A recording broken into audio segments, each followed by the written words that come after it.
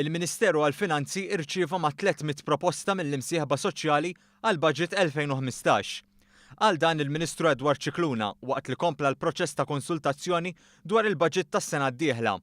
Il-Ministru Scicluna qal li 23 entità batu l-proposti tagħhom li tqasmu f'7 kategoriji differenti.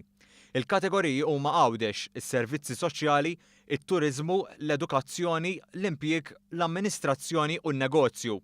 Il-Ministru żied jgħid kif dik tal-ġimgħa filgħodu kienet is-seba' laqgħa tal-proċess ta' konsultazzjoni, filwaqt li fisser l-importanza għax-xahar ta' Settembru li jkun iddedikat għas-smigħ tal-proposti.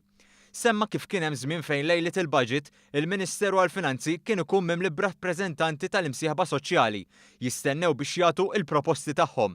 Il-Ministru għad-Dialogu Soċjali, Affarijiet tal-Konsumatur u Libertajiet Ċivili Helena Dalli spjegat kif il-laqgħat li kellu l-Ministru Scicluna waslu biex il-Gvern jinżel fl-eruq tal-budget permezz ta' dialogu soċjali.